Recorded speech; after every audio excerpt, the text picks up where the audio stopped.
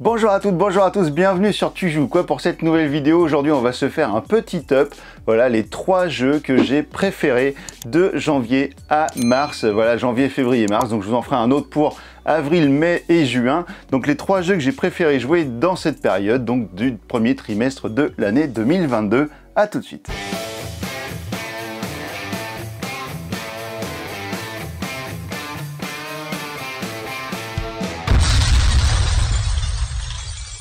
On commence avec un jeu que j'ai découvert donc en début d'année et il s'agit de La Guerre de l'Anneau, voilà, d'après Le Seigneur des Anneaux. Donc c'est la 2e édition qui est éditée chez Nuts Publishing. Donc c'est un jeu de Roberto Di Meglio, Marco Maggi et Francesco Nepitello avec des illustrations de John Howe. Dans ce jeu, vous allez donc incarner la communauté de l'anneau avec tous les personnages qui fait cette communauté et vous allez partir donc de Foncombe pour traverser toute la terre du milieu et arriver comme ça jusqu'à la montagne du destin pour y jeter votre anneau dans la lave. Et donc vous allez devoir rassembler les différents peuples, les peuples libres, etc. Donc pour les avertir de la montée en puissance de Sauron et voilà, des forces du mal, et donc vous allez devoir rallier toutes les communautés, tous les peuples pour être avec vous dans cette cause magnifique qui est la destruction de l'anneau unique.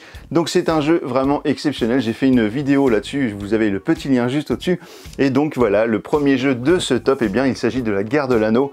C'est un jeu assez long puisqu'il va durer forcément plus de 2 heures, et c'est un jeu qui va être vraiment bien adapté pour 2 joueurs, donc un joueur qui aura les forces du mal et l'autre qui va incarner la communauté de l'anneau. Donc La Guerre de l'Anneau, voilà, ça c'est une des très bonnes pioches du début d'année. Allez, mon deuxième top de ce premier trimestre, eh bien ce n'est pas un jeu mais 2, car je n'ai pas réussi à me décider entre les deux, entre ces 2 jeux magnifiques de pêche, à savoir Freshwater Fly et Coldwater Crown. Les deux jeux sont édités chez un nouvel éditeur qui s'appelle Bad Boom Games, anciennement Boom Boom Games et Bad Test Games, donc ils se sont réunis pour faire Bad Boom Games, et donc ils ont édité en français ces 2 jeux sur le thème de la pêche, des jeux de Brian Sour. Donc ce sont des jeux totalement différents, puisqu'en fait ici vous allez être dans une rivière avec votre canne à pêche, avec votre moulinet. Vous allez devoir remonter votre poisson et le ferrer tout d'abord avec un bouchon, etc. qui va se déplacer dans le sens du courant. Donc ça c'est vraiment un jeu, voilà, de toute façon il y a les vidéos, hein. Ici vous avez un lien pour Freshwater Fly, et dans Coldwater Crown, eh bien vous allez aller dans une ville, hein, une ville de bord de mer où vous aurez un lac, le port et une rivière, je crois de mémoire, et vous allez donc devoir faire un concours de pêche et puis donc obtenir les meilleurs poissons de chaque catégorie, les plus lourds, pour gagner la partie et obtenir des trophées. Donc voilà, donc les 2 sont vraiment super bien. Franchement, j'aurais pas misé grand chose sur des jeux de pêche, et ben pour le coup, en les testant, et ben ça marche vraiment, c'est super bien. Donc Freshwater Fly et Coldwater Crown, et ben voilà, c'est mon deuxième top du premier trimestre 2022. Mon 3e top, eh bien il s'agit de Death Note. Voilà, c'est sûrement l'un de mes jeux préférés de ce début d'année. Donc Death Note, le jeu d'enquête, c'est un jeu édité chez Yoka Baitsume et c'est un jeu de Maxime Babad. Alors je suis pas forcément adepte des jeux à rôle caché, genre le loup-garou, etc. Mais franchement dans Death Note, eh ben, il y a un vrai truc cool, parce qu'en plus le manga est vraiment respecté. Donc vous pouvez jouer au jeu même si vous ne connaissez pas le manga, mais il est quand même bon d'aller voir le synopsis du manga pour pouvoir jouer correctement au jeu et comprendre ce qui se passe. Donc Death Note, voilà, c'est un jeu pour 4 à 8 joueurs pour une durée d'environ 45 minutes et pour les 14 ans et plus parce que c'est un petit peu violent.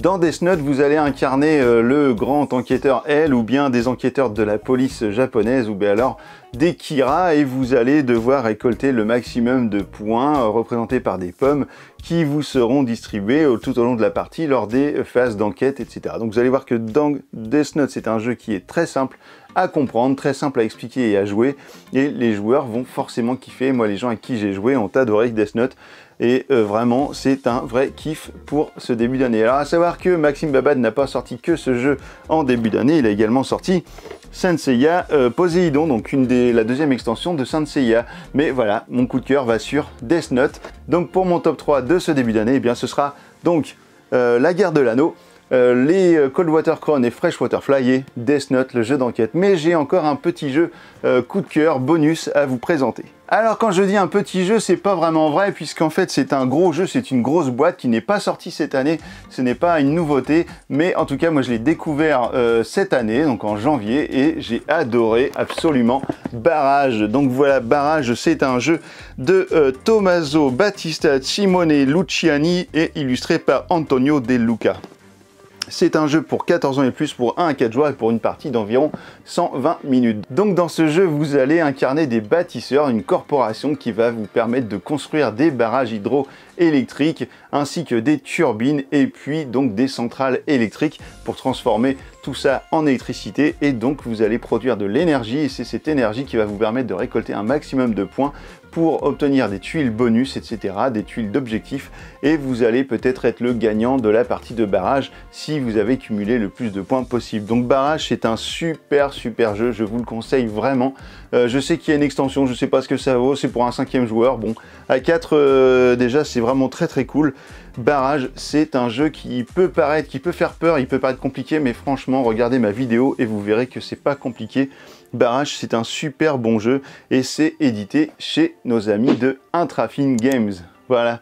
Et ben écoutez, j'en ai fini avec ce top. Et bien merci de l'avoir regardé. Et puis maintenant que vous savez tout sur mon top des jeux de début 2022, et ben alors, tu joues quoi.